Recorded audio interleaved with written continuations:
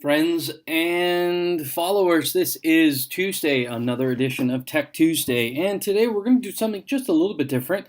Instead of looking at an app or a resource or an ed tech tool, I want to talk a little bit about integrating technology into good instructional strategies and practices.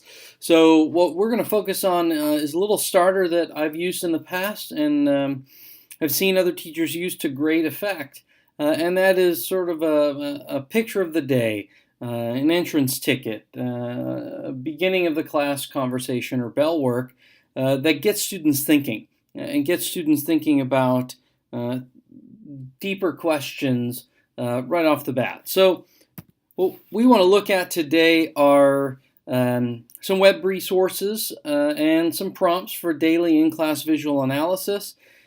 Give us a chance to explore some literacy skills, some analysis and instructional strategies around prompts like these visual images, and they might be writing prompts or discussion prompts, but hopefully this will allow us then to integrate fun and effective thinking prompts and starters into our classroom instruction.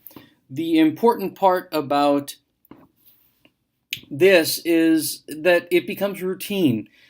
Just like any research shows us on good teaching and effective teaching, students, no matter the age, thrive on routine, and they know what to expect. Routine allows us to manage our classroom even more effectively from student behavior management perspectives. So this might be something you add into your routine right at the beginning or even at the end of class as a launch or as a closing. But this idea comes from a book that I'm reading by Jim Knight called High Impact Instruction. And what he does is he takes a look at the most effective instructional strategies that allow us as teachers to put students in more control, but also put them in more control of the success that they have. In his book, he talks about, why do we have thinking prompts, and really lists 5 different reasons why they're good. And thinking prompts are things that we can use to start class. They might be film clips, or they might be case studies, they might be short stories or poems, words and metaphors. But no matter the case, thinking prompts promote dialogue. They decentralize the classroom. He cites in this book Paulo Freire, who, if you remember back to your days in Foundations of Education and the philosophical underpinnings of it, perhaps you learned about Paulo Freire and his work with impoverished workers in Brazil. And he counters, this perspective of banking education, where teachers have the answers and they tell students what to do and what to learn. That's what he calls banking education. But instead, it says education needs to free the students and free the students through reflection, proposing, problem-based learning where teachers and learners work together.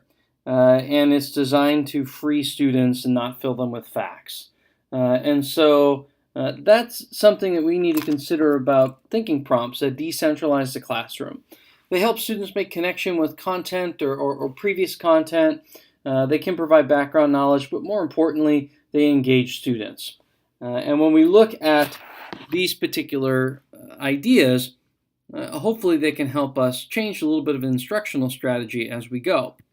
So one of the things that we'll use as an example here, and this is a picture of the day from the New York Times, a section I'll highlight in a second, but Jim Knight talks about photographs, and he says, simple photographs can prompt spirited and meaningful discussion and dialogue. Photographs of environmental disasters or the impact of climate change shown in science or social studies classrooms, for example, can lead to a lively discussion about ethical actions of businesses or policy decisions of government. Historical photographs, like those from the civil rights marches, can be used to provoke students to think more deeply about the significance of events or to provide a context for deeper student understanding. When used effectively as a thinking prompt, a photograph can be worth much more than 1,000 words. And I highlight that because this picture here is telling.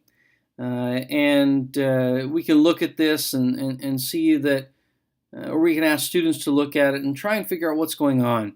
And it's a very interesting story. And is it a natural disaster? Is this a war-torn area? What's happening? Is it obviously a deep enough hole in the street here? And the brainstorming and the discussion and the context clues, that students might be able to find help us understand a little bit more about this scenario. And maybe we get it wrong, maybe we get it right, but the beautiful part about this is it does give us a chance to do some analysis.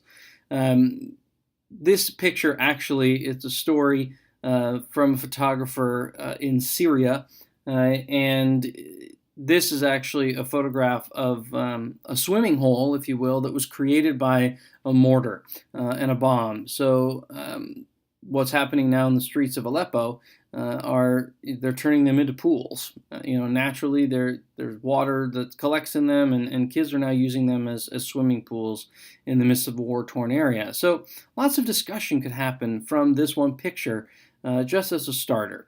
So I want to walk you through some other resources and some pieces that are out there that you might be able to use in your classroom. We'll see you in the next transition.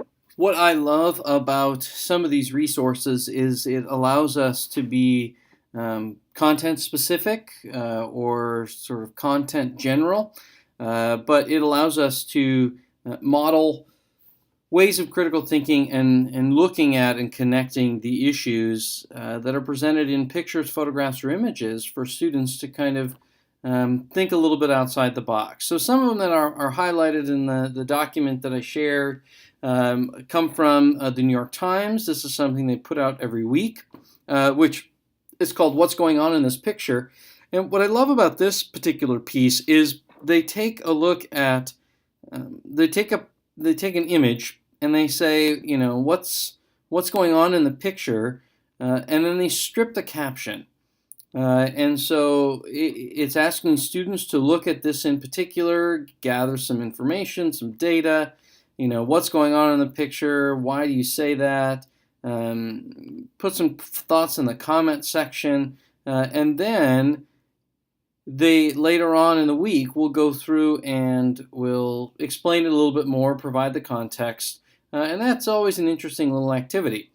There's something called the trench, and the trench, I'm sorry, not the trench, it's called Pobble 365, and it gives one picture, one teaching resource every single day. So today's is called the trench, and here you have a picture, and there might be a story starter that you could have students do a little quick write and finish that story. There's questions, there's all kinds of different ways that you can use this every single day.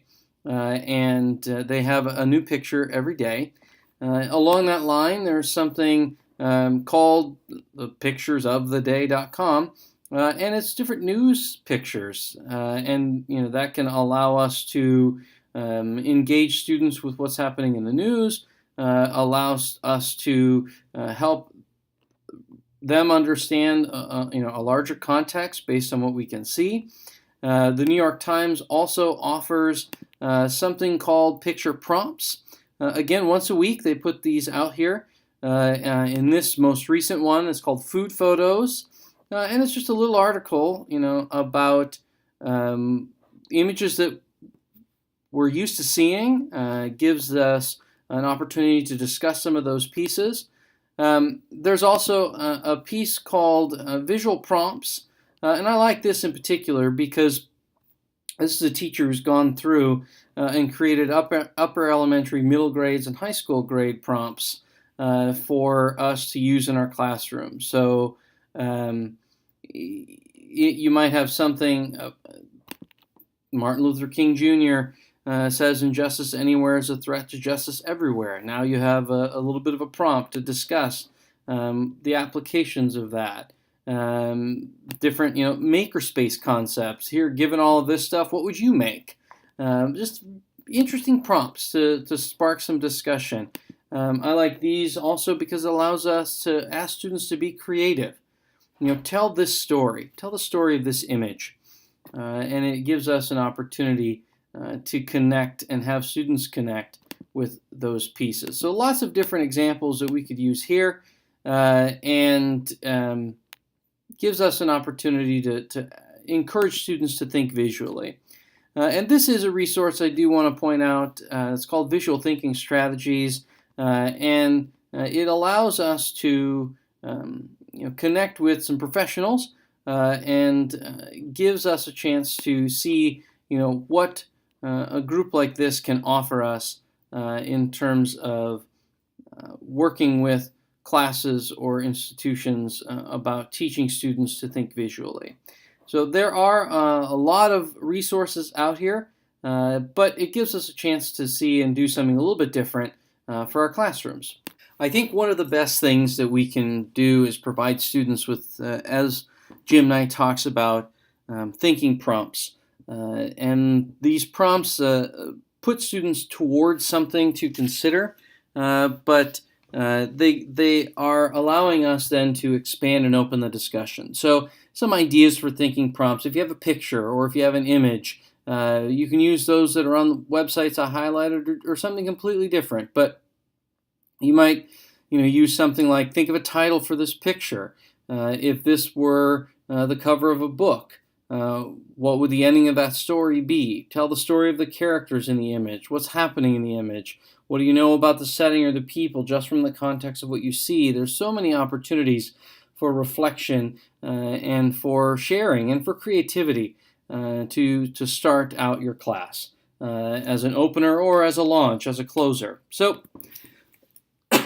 pardon me, speaking of closing, I just want to remind you that we wanted to look at web resources that can help us do some daily in-class visual analysis, look at literacy and analysis and instructional strategies that can wrap around these prompts in particular, but really just give us a chance to integrate fun and effective prompts as starters into our classroom discussion to help solidify those routines and help solidify the work that we're doing so we can get off on the right foot for learning every day. And it gives students a chance to be creative and open up their thinking process to a deeper level. That's it for now, and I really hope that you have enjoyed this first series of Tech Tuesday videos. Look forward to the rest of the semester and the rest of the year, but hopefully you've got a new tool in your toolbox to help expand that thinking strategies that you're promoting in your classroom. Have a great week, everybody. Happy Tuesday.